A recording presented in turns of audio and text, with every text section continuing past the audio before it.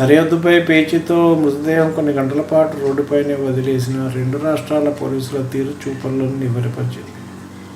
ఈ ఘటన ఉత్తరప్రదేశ్ మధ్యప్రదేశ్ సరిహద్దు ప్రాంతంలో చోటు చేసుకుంది. రాహుల్ అహిర్వాల్ అనే వ్యక్తికి ఢిల్లీకి వెళ్తుండగా మార్గమధ్యలో హర్చార్పూర్ సమీప పరిధిలో వాహనం ఢీకొట్టి చనిపోయాడు. సంఘటనా స్థలానికి వచ్చిన యూపీ పోలీసులు అది మధ్యప్రదేశ్ పరిధిలోకి వస్తుందని చెప్పి అక్కడి నుంచి వెళ్ళిపోయారు. ప్రమాదం జరిగిన ప్రాంతం యూపీలోని మహబూబ్కాంత్ పోలీస్ స్టేషన్ పరిధిలోకి వస్తుందంటూ మధ్యప్రదేశ్ పోలీసులు కూడా అక్కడి నుంచి వెళ్ళిపోయారు. పోలీసుల తీరుతో ఆగ్రహించిన స్థానికులు రోడ్డును దిగ్బంధించి ఆందోళన చేపట్టారు. ఎట్టకేలకు 4 గంటల తర్వాత తిరిగి వచ్చిన మధ్యప్రదేశ్ పోలీసులు మృతదేహాన్ని శవపరీక్షకు తరలించారు. ఘటనా స్థలాన్ని చేరుకున్న